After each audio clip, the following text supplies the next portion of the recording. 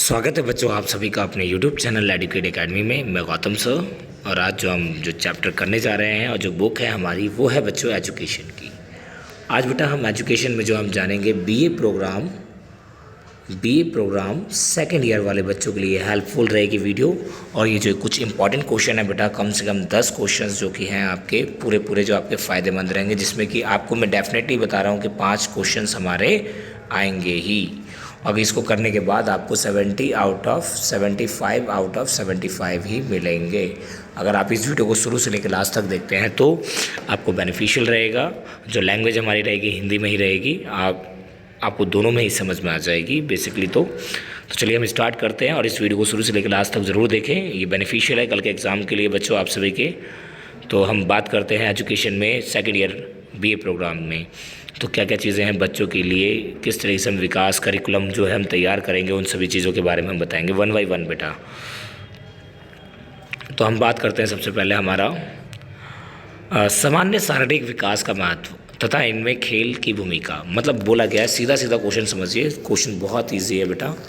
आपसे क्वेश्चन किया गया है सामान्य शारीरिक विकास का महत्व तथा इसमें खेल की भूमिका को समझाइए। मतलब कि शारीरिक विकास के अंदर खेल की भूमिका क्या होती है। मतलब शारीरिक विकास मतलब कि जो हमारे शरीर के अंदर उसमें खेल की क्या भूमिका होती है। तो कई बार हमने ये भी पढ़ा है कि बच्चा खेल खेल कर ही सीखता है।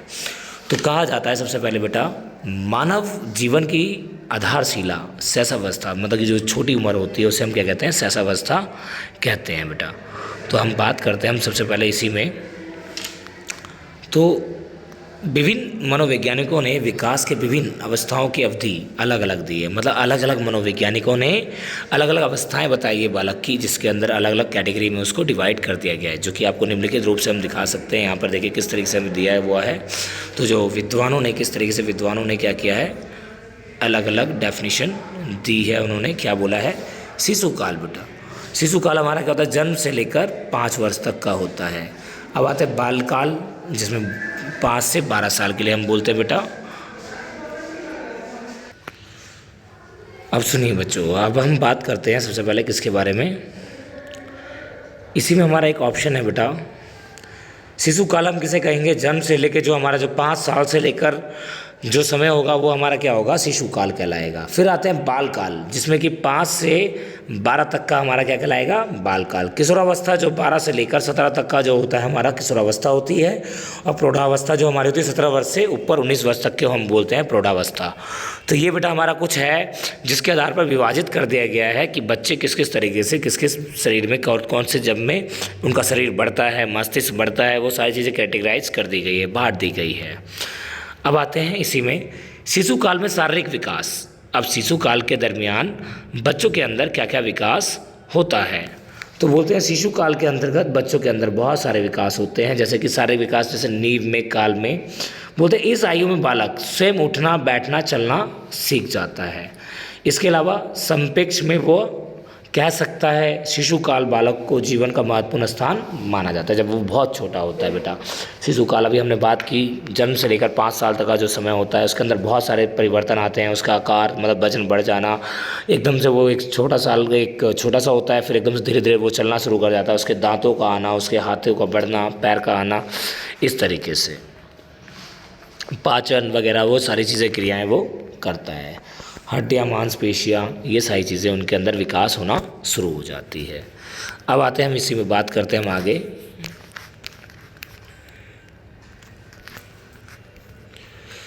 अब आते हैं बौद्धिक विकास।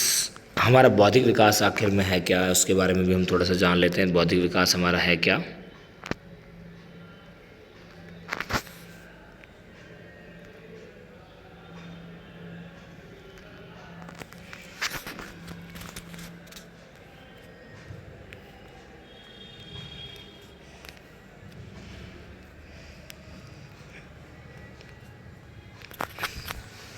बौद्धिक विकास की प्रक्रिया बहुत ही विस्तृत होती है। इसमें भाषा का विकास, संस्मरण, शक्ति, कल्पना, विशेष रुचियाँ, आदत, उनके सभी के बारे में आता है। जैसे प्रश्न पूछने लग जाता है, रुचियों का विकास, कल्पना करने लग जाता है बच्चा। तो ये सारे हमारे बौद्धिक विकास के अंतर्गत आते हैं। ब्रिज ने अब ये क्या है, ब्रिज जिन्होंने ये हैं एक तरीके से हम बोलते हैं जिन्होंने बच्चे के बारे में अपना ओपिनियन दिया है। शिशुओं में संवेगों का निम्नलिखित अध्ययन किया जाता है। जैसे जन्म में उत्तेजना होती है, 1 मास में पीड़ा और आनंद होता है, 3 मास में उसके अंदर क्रोध आना शुरू होता है, 4थे मास में क्या होता है, परेशानी, 5वें मास में डर, 10वें मास में प्रेम, फिर 15वें मास में उसके अंदर ईर्ष्या आने लग जाती है कि मतलब मेरे साथ ये, मेरे को ये क्यों नहीं मिला, क्यों नहीं मिला, ये सारी चीज़ें आने शुरू हो जाती है। इसके अलावा सामाजिक विकास, स्वयं केंद्रित बालक माता पिता पर आधारित आश्रित होता है। समाज खेल का विकास होता है, स्पर्धा की भावना और मैत्री, मैत्री मतलब होता है दोस्त को बनाते हैं, ठीक है। सामाजिक स्वीकृति, तो ये चीज़ें हमारी कुछ होती है बालक के विकास में बहुत से, जो हमारे लिए लाभदायक होती है। इसके अलावा बेटा अब ऐसे ही जैसे कि अभी हमने बताया था, आपको एक और हैं जिन्होंने बच्चे के भविष्य के बारे में बताया कि किस तरीके से हरलॉक पहले तो 2 वर्ष के दौरान होने वाली सामाजिक परिवर्तन के बारे में उन्होंने बताया। कहा 1 मास में मानव और अन्य ध्वनियों का अंतर समझता है, मतलब वो 1 मास में मानव अन्य ध्वनियों में अंतर समझ जाता है। 2 माह में वो ध्वनि में पहचानना शुरू मुस्काने के साथ स्वीकार करता है। 3 माह में वो अपनी माता को पहचानना और उससे दूर होने पर दुखी होना, ये सारी चीज़ें सीख लेता है। 4 मास में व्यक्ति के चेहरों का पहचान, 5वें मास में वो क्या करता है, प्यार और क्रोध करना शुरू कर देता है। बच्चे के अंदर जो ये होने वाले शारीरिक परिवर्तन हैं। अब आएंगे शैक्षिक महत्व। बड़ा शैक्षिक महत्व क्या होता है? इस काल में शैक्षिक महत्व का वर्णन निम्नलिखित है। शिशु काल में शिशु पहले घर पर ही माता पिता के हाथों में पलता है और अतः वही उसके पहले अध्यापक माने जाते हैं। इसीलिए माता पिता को वह सर्वप्रथम क्या बनता है, बालकों के शारीरिक, मानसिक और संवेगात्मक विकास में सबसे ज़्यादा अहम मानते हैं। घर पर उन्हें उनकी मातृभाषा में ही शिक्षा देनी चाहिए। उनको सोचने, तर्क करने, समस्या का समाधान ढूंढने की शक्ति विकसित होती है। घर से ही वो ये सारी चीज़ें सीख कर आ जाते हैं। स्कूल में वो एक तरीके से अधिगम करते हैं, सीखते हैं। अर्जन तो उन्हें घर से ही आ जाता है। अर्जन मतलब होता है, अर्जन मतलब भी सीखना होता है, लेकिन वो जन्मजात एक प्रक्रिया होती है जो कि स्किनर, लॉम चॉम्स्की ने बोला है। अब आते हैं इसी में हमारा है बेटा, परिवार में रहकर उन्हें सामाजिक गुणों के विकास में अवसर मिलने चाहिए। उन्हें मिलजुल कर कार्य करवाना सिखाना चाहिए हमें। तो इस तरीके से उसके अंदर शारीरिक विकास होता है बेटा। अब हम बात करते हैं इसी में हमारा जो दूसरा क्वेश्चन है वो है हमारा समाजीकरण को अभिकरण के रूप में परिवार की भूमिका, मतलब परिवार की क्या भूमिका होती है। नेतृत्व, बोलते हैं नेतृत्व करने वाले बालक और समाजीकरण अधिक होता है। जिन बालकों में नेतृत्व के गुण पाए जाते हैं वो अपने मित्रों में अधिक लोकप्रिय होते हैं। लिंग के अनुसार जन्मजात गुण नहीं होता, मतलब कि उसके अंदर कोई लिंग के अनुसार आप गुण नहीं देख सकते। बाल समूह, बाल समूह बालक के समाजीकरण को बहुत अधिक प्रभावित करता है, क्योंकि बालक अगर समूह में रहते हैं तो उनके अंदर अलग अलग लोग होते हैं, उनके अंदर चेतनाएं अलग होती हैं, उनकी सोच क्षमता अलग होती है, उनके प्रश्न अलग होते हैं। इसीलिए उसमें वो क्या होता है, उससे बहुत सारी चीज़ें वो सीखता है बच्चा। अब आते हैं केल और बलीमन के अनुसार बालक समूह में रहकर निम्नलिखित गुणों को विकसित करते हैं। सहयोग, निस्वार्थ वृत्ति, आमंत्रण, सहनशीलता, आत्मविश्वास सीखते हैं, भावना सीखते हैं, ईमानदारी, साहस, ये सारी चीज़ें वो ग्रुप में रह के सीखते हैं। किसके अनुसार? केल और बलीमन के अनुसार। आप नोट में ऐसे डाल के इनको लिखिएगा, इस तरीके से केल और बलीमन लिख दीजिएगा, उसके बाद ऐसे लिखना है, क्योंकि इनके अनुसार ये आपके कोटेशन में और ज़्यादा मार्क्स दिलवा सकते हैं।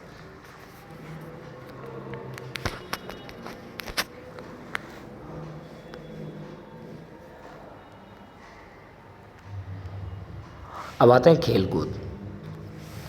खेलकूद भी बालक के सामाजिक को प्रभावित करता है, सामाजिकरण को प्रभावित वस्तुतः सभी बालक को प्रिय होते हैं। खेल में से बालक व्यवहार का ज्ञान सीखते हैं, उनमें बहुत सारी से ईमानदारी, कल्पनाशीलता, ये सारी चीज़ें आती है। लेकिन खेल कूद के माध्यम से वो कुछ अवगुण भी सीखते हैं बच्चों। अवगुण मतलब जैसे कि कुछ बुरी चीज़ें। आप सामवेगिक विकास, बालक के सामवेगिक व्यवहार भी उनके समाजीकरण पर प्रभाव डालता है। जैसे चिड़चिड़े हो जाते हैं वो, क्रोधित हो जाना, ईर्ष्या आ जाना, ये सारी चीज़ें भी समाज का प्रभाव पड़ता है। अब आते हैं सामाजिक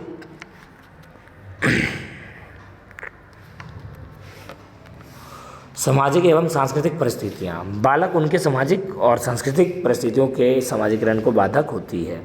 माता पिता द्वारा तिरस्कार होना, बच्चे क्या होते हैं उससे भी प्रभावित होते हैं, माता पिता से भी प्रभावित होते हैं। क्यों? क्योंकि माता पिता क्या करते हैं, हमेशा जो तिरस्कार करना, बालक को स्नेह ना मिलना, बालक को प्यार ना मिलना, झगड़ा करना बार बार घरों में, माता पिता का अभाव, बालक के परिवार में गरीब होना, ये भी क्या है, उसको सामाजिकरण को प्रभावित करेगी बालक के।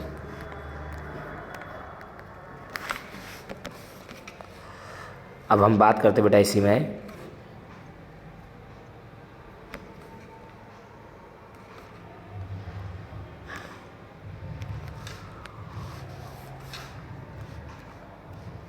तत्कालिक परिस्थितियाँ।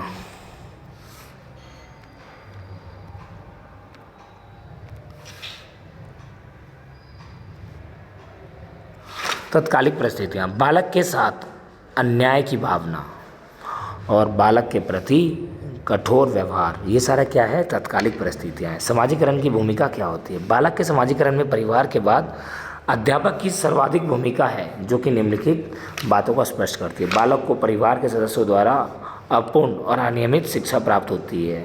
पूर्ण शिक्षा उसे विद्यालय में आके मिलेगी, और जो कि विद्यालय के जाने के बाद वो शिष्टाचार वगैरह बहुत सारी चीज़ें वो सीख जाते हैं, लेकिन घर से भी वो सीख कर आते हैं, लेकिन घर में उन्हें पूर्ण शिक्षा नहीं मिलती, जो कि हमें, और नियमित शिक्षा अगर चाहिए आपको तो विद्यालय, और पूर्ण शिक्षा के लिए विद्यालय ही सक्षम माना जाता है आज तक।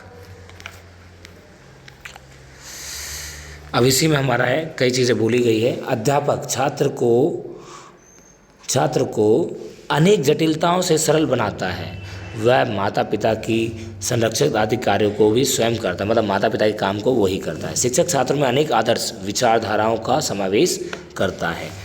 अध्यापक बालक को अनेक प्रकार का ज्ञान, नवीन आविष्कार, संस्कृति से जोड़ता है। अध्यापक द्वारा बालक की बहुमुखी चेतना को बढ़ावा देता है। एक अध्यापक का मेन काम होता है बच्चों का विकास करना, सर्वांगीण विकास करना, जो भी अध्यापक अपने हर एक क्षेत्र में करता है बच्चों के लिए।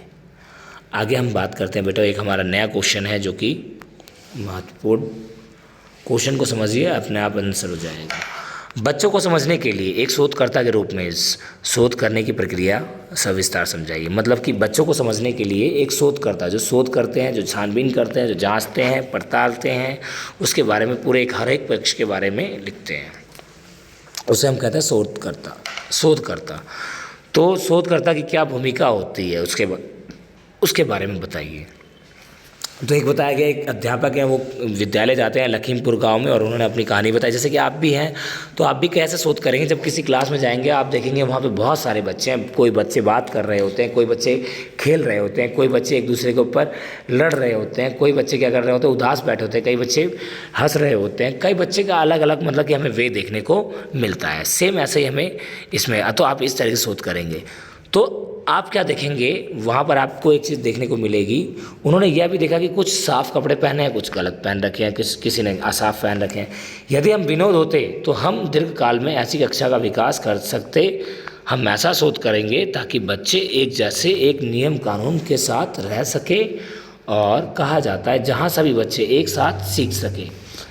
एक तर्कसंगत अंतर यह होना चाहिए कि एक अध्यापक के रूप में सबको अपने छात्रों को जानना चाहिए। देखो, हर एक किसी अध्यापक को अपने छात्रों को जानना जरूरी है, क्योंकि छात्रों को जब तक जानेंगे नहीं तब तक हम उनका विकास संभव नहीं कर सकते। जैसे कि अभी हम क्या कर रहे हैं, आपकी समस्याएं हैं, हम क्या कर रहे हैं, आपके अंदर मैं शोध कर रहा हूँ एक तरीके से, ताकि आपकी समस्याओं का निदान हो सके कल के पेपर में।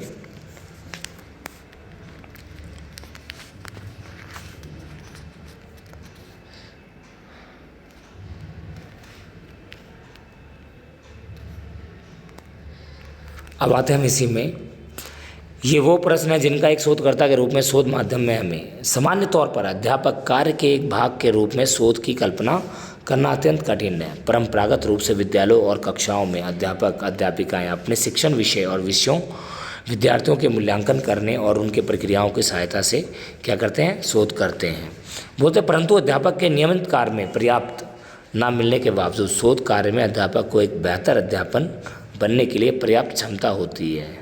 तो कहा जाता है, कहने का अर्थ ये नहीं कि अध्यापक अभिज्ञाएँ शोधकर्ता बन जाते हैं।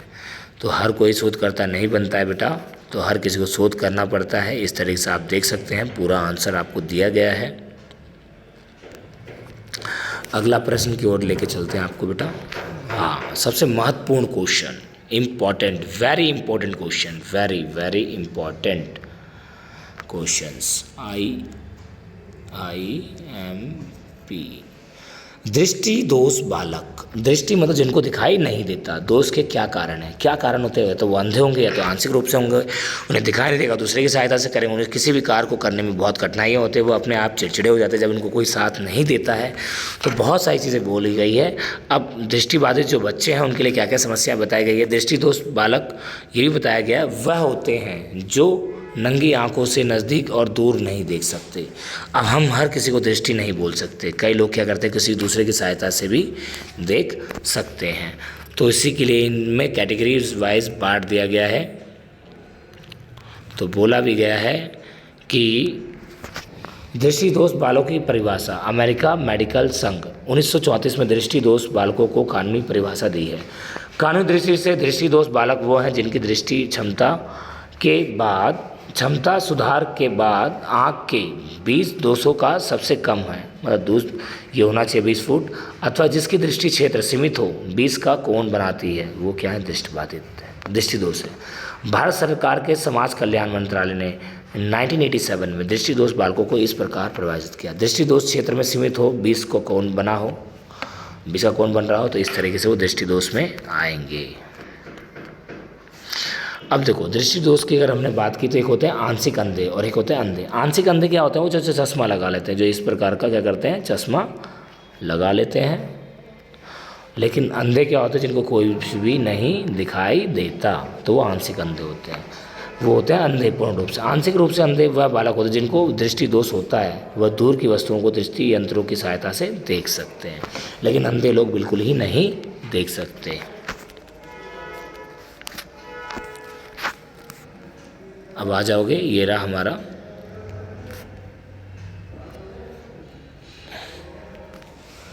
ऐसे बालक जिनकी दृष्टि दोष 20 से 70 और 200 से 200, 20 से 200, ऐसे बालक जो गंभीर दृष्टि संबंधित कठिनाइयों को पीड़ित हैं। अंधे, ऐसे बालक जो जन्म से ही अंधे होते हैं या जन्म के पश्चात बीमारी दुर्घटना के कारण क्या होता है, उन्हें अंधे कहते हैं। तो ये हमारा उनका कारण है वंश। अब इसको कहा जाता है, इसके कारण क्या होता है, बहुत सारी दिक्कतें होती है जो कि उनको फेस करने मिलती है। वंशानुगत कई बोलते हैं कि भाई माता पिता से भी मिल जाता है, संक्रमण रोग की वजह से भी होता है, ये साधारण बीमारी के कारण भी हो जाता है दृष्टि दोष। अब आते हैं, कई बार तो दृष्टि दोष इसलिए हो जाता है कि चोट और दुर्घटना की वजह से, जहर का असर, जन्म से अंधापन होना, तो ये सारी घटनाएं जिसकी वजह से दृष्टि दोष होती है। इसके बाद है हम केस स्टडी। एक हमारा क्वेश्चन है बहुत ही महत्वपूर्ण, केस अध्ययन की मुख्य विशेषताएं।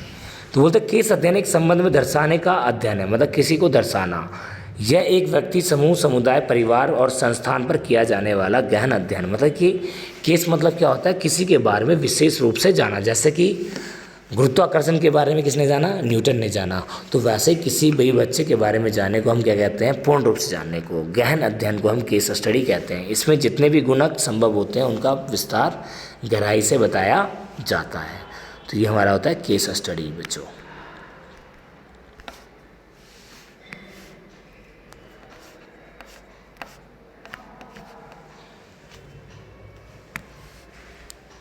तो ये दिया गया उसका आंसर, आप देख सकते हैं। केस अध्ययन के मुख्य पद कौन कौन से हैं, तो बोला जाता है केस अध्ययन के क्षेत्र का चुनाव करना, अनुसंधानकर्ता द्वारा अध्ययन क्षेत्र से संबंधित सभी परिस्थितियों अवस्थाओं का अध्ययन करना है। आगे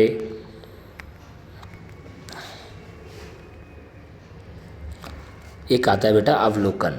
क्या होता है अवलोकन, केस स्टडी जान ली, ये भी एक क्वेश्चन हमारा। अवलोकन की प्रक्रिया, चरणों की व्याख्या कीजिए। अवलोकन सोच समझकर की जाने वाली क्रमबद्ध प्रक्रिया है। ये क्या करता है, सोच समझ के की जाने वाली प्रक्रिया। प्रारंभिक अवस्था, उसे किसका अवलोकन करना है, किसके बारे में जानना है, तथ्यों का अवलोकन करना, अवलोकन कौन सा प्रकार उपयुक्त होगा, तो ये सारी चीज़ें अवलोकन के अंदर की जाती है। अगला आता है बेटा हमारा पूर्व जानकारी प्राप्त करना। अध्ययन क्षेत्र में इकाइयों के संबंधित जानकारी, तो बोलते हैं जानकारी कैसे, स्वभाव, रहन सहन, ये सारी चीज़ों के बारे में हम जानते हैं। आगे अगर हम बात करें तो 2 ऑप्शन इसमें है, प्रारंभिक अवस्था और पूर्व जानकारी प्राप्त करना। अब आते हैं इसी में, विस्तृत अवलोकन रेखा। आकलन के अनुसार अवलोकन हेतु तथ्य का निर्धारण, आवश्यकता नियंत्रण की विधियों का एवं परिस्थितियों का निर्धारण, सहयोगी कार्यकर्ताओं की भूमिका निर्धारण। अवलोकन यंत्र कौन कौन से, किसकी सहायता से? आप डायरी ले सकते हो, रिकॉर्डर ले सकते हो, कैमरा ले सकते हो, इन सभी चीज़ों के जरिए आप किसी के बारे में जानकारी हासिल प्राप्त कर सकते हो। अब आते हैं, हमारा नया क्वेश्चन है बच्चों, ये हमारा है, ये भी अपने आप में महत्वपूर्ण क्वेश्चन है, साक्षात्कार। साक्षात्कार को हम क्या कहते हैं?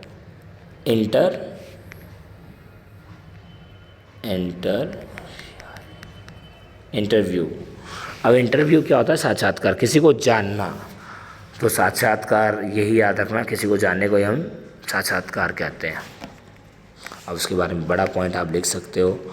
एक होता है संरक्षित साक्षात्कार, संरक्षित, और एक होता है असंरक्षित। तो जब भी आप इंटरव्यू लेते हो, आप देखते हो मोदी जी जब पत्रकार लेते हैं तो वो क्या लेते हैं? संरक्षित लेते हैं, जिसमें कि पहले से प्रश्न दे दिया जाता है। लेकिन असंरक्षित क्या होता है? जैसे कि बच्चों के एग्जाम, जैसे वो बाहर निकलते हैं उसके बाद उनसे डायरेक्टली पूछ लिया जाता है, चुनाव हो रहे हो उसमें पूछ लिया जाता है, वो असंरक्षित होता है बेटा। ये हमारा साक्षात्कार का आंसर।